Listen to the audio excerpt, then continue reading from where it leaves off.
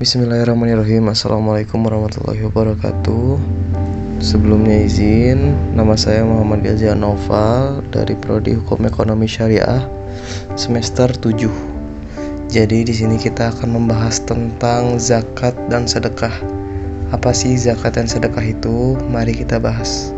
Adapun pengertian zakat dan sedekah yaitu zakat dan sedekah adalah salah satu amalan dalam Islam yang mencakup tolong-menolong atau ta'awun dengan sesama dan juga kepada lingkungan sekitar.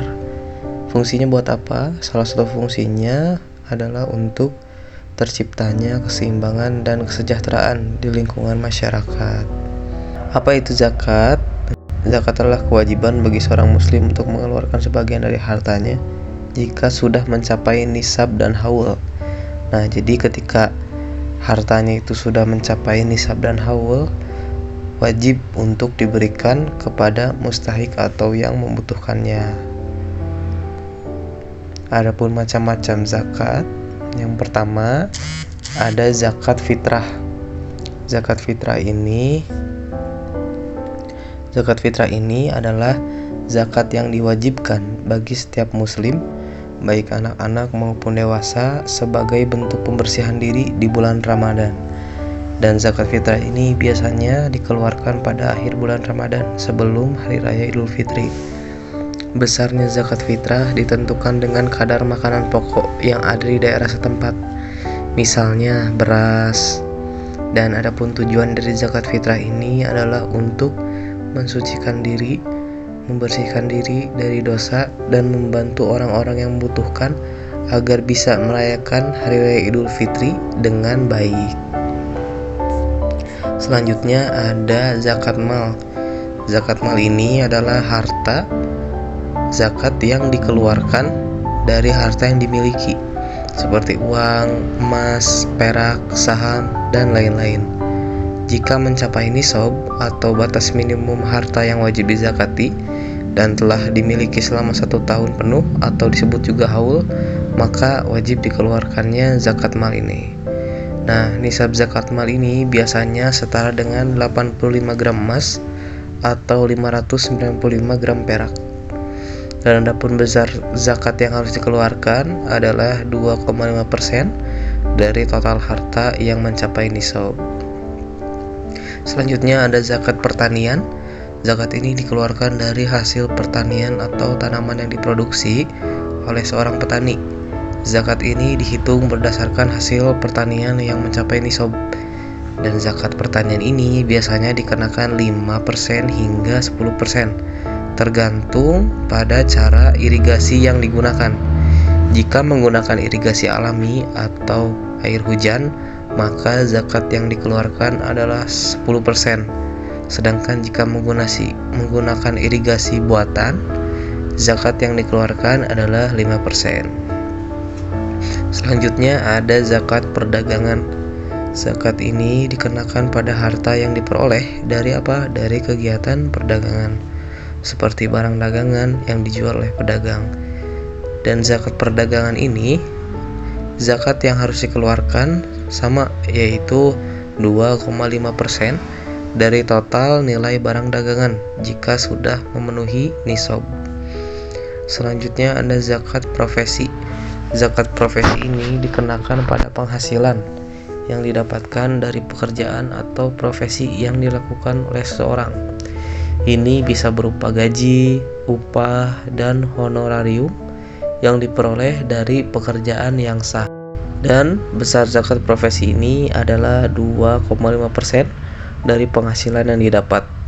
Nah, zakat ini bukan hanya sekedar mengeluarkan uang, tetapi ketika seseorang berzakat dan mengeluarkan hartanya untuk diberikan kepada masyarakat yang membutuhkan, ini merupakan salah satu bentuk kontribusi sosial yang dapat membantu perekonomian masyarakat.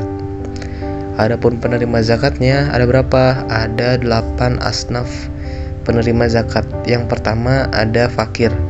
Fakir ini orang yang tidak memiliki kecukupan harta atau penghasilannya untuk memenuhi kebutuhan hidup sehari-hari. Jadi penghasilan sehari-harinya itu tidak cukup untuk memiliki harta, hanya untuk cukup untuk memenuhi kebutuhan hidupnya sehari-hari. Nah, kedua ada orang miskin. Orang miskin ini berbeda dengan orang fakir. Miskin ini yaitu orang yang memiliki sedikit harta atau penghasilan, tetapi masih kurang untuk mencukupi kebutuhan pokoknya.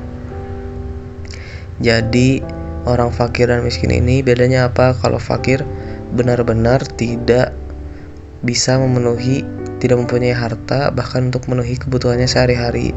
Sedangkan miskin ini dia mampu untuk mencukupi kebutuhan sehari-harinya, tapi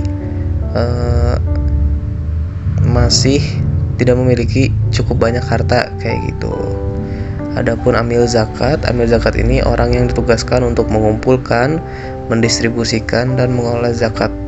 Mereka berhak menerima sebagian dari zakat sebagai imbalan atas pengumpulan, pendistribusian, dan pengolahan zakat.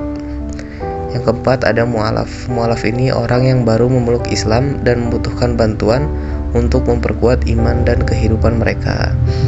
Yang kelima ada hamba sahaya. Nah, hamba sahaya ini orang yang ingin memerdekakan diri atau tidak ingin lagi menjadi budak dan membutuhkan bantuan untuk membayar tebusan atau membeli kebebasannya. Yang keenam ada ghorim. Ghorim ini orang yang terjerat hutang dan tidak mampu membayar hutangnya. Nah, zakat ini adalah salah satu solusi yang dapat digunakan untuk membantu mereka melunasi hutang tersebut. Yang ketujuh ada fisabilillah, yaitu orang yang berjuang di jalan Allah seperti dalam kegiatan dakwah, pendidikan, atau perjuangan lainnya di bidang keagamaan yang membutuhkan biaya. Nah, yang kedelapan terakhir Ibnu Sabil. Ibnu Sabil ini musafir yang sedang dalam perjalanan dan kehabisan biaya, baik yang melakukan perjalanan untuk urusan dunia maupun untuk urusan agama. Nah, adapun manfaat zakat. Manfaat zakat ini dapat membantu masyarakat miskin untuk memenuhi kebutuhan hidup mereka, mengurangi kesenjangan sosial, dan mendorong persatuan dan kestabilan sosial. Selanjutnya ada sedekah. Sedekah ini apa? Sedekah itu adalah amal kebaikan dalam bentuk harta atau non-harta yang dikeluarkan seseorang di luar zakat untuk kemaslahatan umum.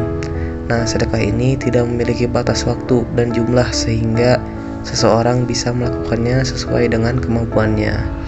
Nah, adapun perbedaannya dengan zakat, zakat ini harus memenuhi nisab dan haul.